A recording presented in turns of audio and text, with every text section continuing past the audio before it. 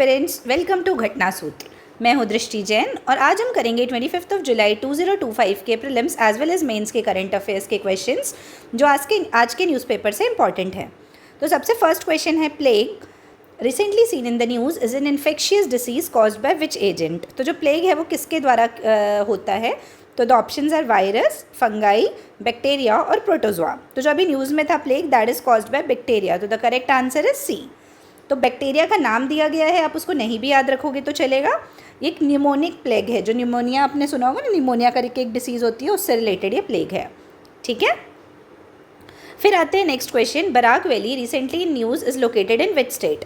तो बराक वैली कौन से स्टेट में लोकेटेड है बोल रहा है? तो ऑप्शंस आर मेघालय, आसाम, सिक्किम और मणिपुर। ये हमने ऑलरेडी पढ़ा हुआ है, आप इसको थोड़ा सा याद करेंगे तो आपको याद आएगा। Barak valley is in Assam. कहाँ पे है? आसाम में। The correct answer is Assam. तो Barak valley is in southern Assam and includes Cachar, Karimganj and Hailakandi districts. तो डिस्ट्रिक्ट्स का नाम दिया है, ये आप नहीं भी याद रखेंगे तो चलेगा, नॉट वेरी इंपॉर्टेंट। बस आप इतना याद रखिए कौन से स्टेट में है, दैट इज़ आसाम। तो ये ग्रोइंग ट्रांसपोर्ट क्राइसिस, मतलब यहाँ ट्रांसपोर्ट की काफ़ी ज़्यादा दिक्कत हो रही है और ये किस रिवर के नाम पे बना हुआ है? बराक रिवर के नाम पे। ठीक है, और ये अबाउट 9% ऑफ आसाम को कवर करता है। फिर next question is, which institution hosted Shalyacon 2025 the third national conference on Shalya Tantra. ठीक है, शल्य आपको पता है ना, Shalya is a department of, is a part of medicinal studies. तो options are CCRAS, ITRA Jamnagar, IIIA New Delhi और NIA जयपुर। तो इसका करेक्ट आंसर है AIIA न्यू दिल्ली। तो सुश्रुत आपने सुना होगा, सुश्रुत, चरक, ये सब मेडिसिन के लिए फेमस है ना अपने एंशियंट इंडिया में। तो Sushruta was famous for surgery, तो शल्य इज सर्जरी। तो उनसे रिलेटेड किसके नाम पे हुआ? सुश्रुत जयंती पे हुआ। ठीक है, अब अपन आते हैं, मतलब ये जो अपन ने कॉन्फ्रेंस पढ़ी उसके रिलेटेड। तो कॉन्फ्रेंस ने प्रमोट किया इनोवेशन इन आयुर्वेदिक सर्जरी और उसकी थीम क्या थी? Innovation, integration and inspiration. ठीक है, फिर आते हैं हम next question, that is which state emerged as the top producer of processed potatoes in 2024 and 2025। तो प्रोसेस्ड पोटैटोज का फर्स्ट प्रोड्यूसर, मतलब टॉप प्रोड्यूसर कौन था? तो the options are Maharashtra, Karnataka, Uttar Pradesh and Gujarat. क्या क्या ऑप्शन है? महाराष्ट्र, कर्नाटका, उत्तर प्रदेश और गुजरात। तो the correct answer is Gujarat. क्या है करेक्ट आंसर? गुजरात। ठीक है, with 48.59 lakh tons of production, Gujarat became the top processed potato producing state। तो कौन गुजरात बना सबसे टॉप में? अब आते हैं अपन फिफ्थ नंबर क्वेश्चन में। Rushikulya river that was recently seen in the news flows through which state. तो ऋषिकुल्या रिवर है वो कौन से स्टेट से फ्लो करती है? तो ऋषिकुल्या, देखो actually it is very important river, आप सभी ने सुना होगा, यदि न्यूज़पेपर पढ़ते होगे तो ये ऑलमोस्ट आता रहता है न्यूज़पेपर में। तो the options are Orissa, Karnataka, Jharkhand और बिहार। तो इसका करेक्ट आंसर क्या है? उड़ीसा। ये पता है आप सभी को क्यों फेमस है? आप लोग बताएंगे या मैं आपको बताऊं? ये एक्चुअली यहाँ पे ऑलिव रिडले टर्टल की मास नेस्टिंग होती है, जिसको अपन अरीबाड़ा बोलते हैं। तो ये काफ़ी ज़्यादा फेमस है, किसके लिए? ऑलिव रिडले टर्टल के लिए, ऑलिव रिडले टर्टल के लिए। ठीक है, Rushikulya river in Orissa flows through Kandhamal, Ganjam and बौद्ध डिस्ट्रिक्ट। तो ईस्टर्न घाट्स में ओरिजिनेट होती है नियर डैरिंगबाड़ी करके एक जगह है, वहाँ ओरिजिनेट होती है। और जब बीच आती है ऋषिकुल्या बीच, वहाँ पे मास नेस्टिंग होती है ऑलिव रिडले टर्टल्स की। ठीक है, तो आई होप ये प्रीलिम्स वाला पार्ट आप सभी को क्लियर होगा। अब हम आते हैं मेंस वाले पार्ट में। तो मेंस में 2 क्वेश्चन हमको करना है। तो first question is, how did constitutional ideas in India develop before 1950। तो फर्स्ट पार्ट क्या है कि कॉन्स्टिट्यूशनल आइडियाज़ 1950 के पहले कैसे डेवलप हुए। उसका सेकेंड पार्ट है, how did these early vision shape the constitution made by the constituent assembly. तो बोल रहे हैं कि जो अर्ली विजन्स थे, उन्होंने कैसे जो कॉन्स्टिट्यूशन बना है बाय कॉन्स्टिट्यूएंट असेंबली, उसको कैसे शेप किया। तो इस क्वेश्चन के बेसिकली 2 पार्ट है। ठीक है, तो हम दोनों पार्ट को देखेंगे इंट्रो, बॉडी और कंक्लूजन के फॉर्म में।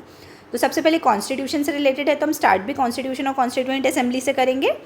तो इंट्रो में हम देखते हैं क्या बोला है कि इंडिया का जो कॉन्स्टिट्यूशनल इमेजिनेशन है वो एकदम, मतलब ऐसा नहीं कि जिस दिन बना उसी दिन स्टार्ट हुआ, काफ़ी पहले से स्टार्ट हो गया था। Instead it evolved over centuries through reform movement. अलग अलग जब रिफॉर्म मूवमेंट हुआ उस टाइम से ओरिजिनेट होते गया। फाइनली क्या हुआ, जब कॉन्स्टिट्यूशन अडॉप्ट हुआ तब हमको उसका फाइनल शेप मिला 1950 में। तो कैसे इवोल्यूशन हुआ? Evolution of constitutional ideas before 1950। तो क्या सबसे पहले एंशियंट एंड मेडिवल रूट्स क्या क्या थे कि पहले धर्मा पे फोकस था, सभा समिति थी, पंचायत्स थे एंशियंट इंडिया में। तो उन्होंने गवर्नेंस पे फोकस किया, पब्लिक एथिक्स पे फोकस किया, डिसेंट्रलाइजेशन पे और पब्लिक कंसल्टेशन पे। फिर कॉलोनियल पीरियड के एक्सपेरिमेंट्स कैसे हेल्प आए, तो रेगुलेटिंग एक्ट आया 1773 का, उसमें सुप्रीम कोर्ट बना था, आप सभी को पता है।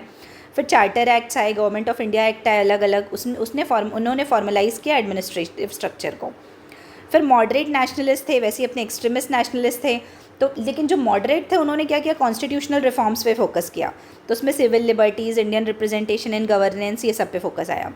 फिर होम रूल और स्वराज, मतलब बेसिकली आप इसको ना इंडिपेंडेंस के, जब अपन इंडियन इंडिपेंडेंस पढ़ते हैं ना, मॉडर्न इंडिया वगैरह वाला चैप्टर, मॉडर्न इंडिया सब्जेक्ट, तो उसमें जिस सीक्वेंस में अपन चलते हैं उस सीक्वेंस में चलना है। फिर नेहरू रिपोर्ट आई, तो नेहरू रिपोर्ट में क्या था, उसमें होम ग्रोन कॉन्स्टिट्यूशन की बात की गई, फंडामेंटल राइट्स की बात की गई और यूनिवर्सल एडल्ट फ्रेंचाइज की बात की गई। वैसे ही कराची रिजोल्यूशन में पॉलिटिकल, सोशो इकोनॉमिक और सिविल राइट्स की बात की गई। फिर Sapru committee and Simon commission, तो इसमें minority rights, federalism, constitutional safeguards, इन सब चीज़ों की बात की गई। फिर आते हैं अपन गवर्नमेंट ऑफ इंडिया एक्ट 1935, तो उसमें provincial autonomy, bicameralism, federalism, इन सब चीज़ों पे डिस्कशन हुआ जो हमारे कॉन्स्टिट्यूशन को काफ़ी इम्पैक्ट किया। फिर अब इसका इन्फ्लुएंस क्या था फाइनल कॉन्स्टिट्यूशन में, तो फंडामेंटल राइट्स बेसिकली हमने कराची रिजोल्यूशन और नेहरू रिपोर्ट, देखो इसको एक और तरीका, आप जब लिखो ना तो आप इसको टेबल बना के भी लिख सकते हो कि क्या प्रोविजन थे और उसका क्या इम्पैक्ट आया, ठीक है, क्योंकि देखो हम रिलेट ही कर रहे हैं अल्टीमेटली। तो फिर फेडरलिज्म और पार्लियामेंट्री डेमोक्रेसी तो ये 1935 एक्ट से ली गई। फिर डायरेक्टिव प्रिंसिपल का जो सोशल जस्टिस वाला पार्ट है वो नेशनलिस्ट रिजोल्यूशन से काफ़ी ज़्यादा इम्पैक्ट हुआ। फिर माइनॉरिटी राइट्स एंड इक्वालिटी की बात करें तो हमने 1920s के बाद जो रिफॉर्म आए थे उसमें रिलीजियस, लिंग्विस्टिक और कल्चरल माइनॉरिटीज़ पे फोकस किया था। फिर यूनिवर्सल एडल्ट फ्रेंचाइज अपन ने पढ़ाई अभी की नेहरू रिपोर्ट से हमने लिया। तो अब इसके बाद वे फॉरवर्ड क्या है कि और क्या सजेशंस है इससे रिलेटेड, तो हमको कॉन्स्टिट्यूशनल वैल्यूज़ जो हमने अभी तक लिया उनको रीइंफोर्स करना है। कंटेक्चुअल रीइंटरप्रिटेशन की, जैसे ऑर्गेनिक नेचर है ना हमारे कॉन्स्टिट्यूशन का, ये वर्ड हमेशा आता है, ऑर्गेनिक नेचर है हमारे कॉन्स्टिट्यूशन पे, तो उसका उस पर फोकस होना चाहिए। फिर प्रिजर्विंग प्लूरलिज्म एंड जस्टिस, तो प्लूरलिज्म मतलब टॉलरेंस डेवलप करना है, प्लूरलिज्म डेवलप करना है, जस्टिस प्रिवेल करवाना है, तो ये हमारा मेन ड्यूटी होना चाहिए। तो हमने इंट्रो देख लिया, बॉडी देख लिया, अब हम आते हैं कंक्लूजन की तरफ।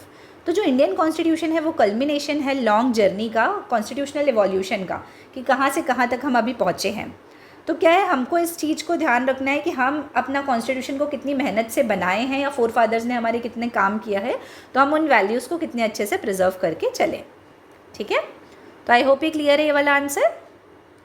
अब अपन आते हैं क्वेश्चन नंबर 2 में। अब क्वेश्चन क्या है, how does slow improvement of railway infrastructure hurt freight services and revenue. तो फर्स्ट पार्ट क्या बोल रहा है कि जब स्लो डेवलपमेंट होता है रेलवे इंफ्रास्ट्रक्चर का तो वो कैसे इम्पैक्ट करता है फ्रीड सर्विसेज और रेवेन्यू को, और सेकेंड पार्ट है कि क्या स्टेप्स लेने चाहिए कि हम इंश्योर कर सके फास्टर एंड बेटर अपग्रेड्स, ठीक है। तो ये 2 पार्ट हुए, तो हम दोनों पार्ट को डील करते हैं। तो फर्स्ट पार्ट है रेलवे से रिलेटेड है, तो हम स्टार्ट करेंगे रेलवे से। तो railways are the backbone of India's freight transportation, moving nearly 27% of the total freight. तो जो टोटल गुड्स का मूवमेंट होता है ना वो 27% रेलवे से होता है। However delayed upgradation of railway infrastructure, जैसे क्या क्या दिक्कतें होती कि ट्रैक्स का रेगुलर अपग्रेडेशन नहीं होता, टर्मिनल्स का नहीं होता, सिग्नल्स का नहीं होता, रोलिंग स्टॉक हैम्पर करता है एफिशिएंसी को, कॉम्पिटिटिवनेस को और रेवेन्यू जनरेशन को, specially in comparison to road and air transport, ठीक है। तो अब इसका इम्पैक्ट क्या होता है कि reduced freight speed and turnaround time. तो फ्रीड स्पीड बहुत कम हो जाती है और टर्न अराउंड टाइम बहुत ज़्यादा बढ़ जाता है। मतलब टर्न अराउंड टाइम क्या होता है कि कितने देर में आपका कार्गो पहुंच रहा है, ठीक है। फिर कैपेसिटी बॉटलनेक्स, मतलब lack of dedicated freight corridor. Dedicated freight corridor हमने अनाउंस बहुत सारे कर दिए बट बहुत सारों पे अच्छे से काम नहीं हुआ है, तो लॉजिस्टिकल इश्यूज़ होते हैं। फिर loss to road transport, industries ना रोड के से हट के रेलवेज़ की तरफ जा रही है लेकिन वहाँ भी उनको फ़ायदा नहीं होता और फिर अल्टीमेटली रोड ट्रांसपोर्ट को नेगेटिव इम्पैक्ट होता है। Poor rolling stock utilization, stock का सही तरीके से यूटिलाइजेशन नहीं होता। इंक्रीज्ड ऑपरेटिंग कॉस्ट बहुत ज़्यादा बढ़ जाता है और रेवेन्यू लॉस होता है और सही तरीके से ग्रोथ नहीं हो पाती।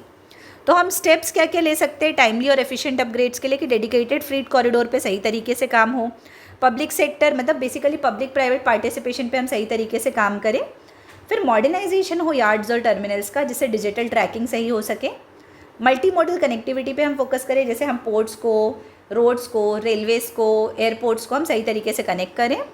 फिर डिजिटल और AI ड्रिवन प्लानिंग होना चाहिए, डाटा सेंट्रिक गवर्नेंस होना चाहिए, डाटा बेस्ड गवर्नेंस और पॉलिसी रिफॉर्म्स होना चाहिए जिससे कि लॉन्ग टर्म पॉलिसी मेकिंग पे इम्पैक्ट हो सके, ठीक है। तो अब इसी में वे फॉरवर्ड क्या है कि इंटीग्रेटेड इंफ्रास्ट्रक्चर प्लानिंग करना है, जैसे PM गति शक्ति में हम कर रहे हैं। टाइम बाउंड टारगेट्स होना चाहिए और अकाउंटेबिलिटी मैकेनिज्म होना चाहिए और ग्रीन टेक्नोलॉजी, जिससे एनवायरमेंट फ्रेंडली एंड सस्टेनेबल हम ट्रांसपोर्टेशन पर डेवलपमेंट कर सकें। तो ये पार्ट क्लियर हुआ आप सभी को। अब आते हैं हम कंक्लूजन की तरफ कि delayed improvement of railway infrastructure not only restricts free performance. तो क्या होता है कि जब डिलेड होती, कोई भी चीज़ डिले होती है, तो उससे ऐसा नहीं कि सिर्फ एक ही चीज़ पे इम्पैक्ट होता है, पूरा होलिस्टिक चीज़ों में डिले हो जाता है। इसलिए हमको क्या करना है, सही तरीके से इन्वेस्टमेंट करना है, इंटीग्रेटेड प्लानिंग करना है, जिससे Indian railways can be a global standard logistics enabler.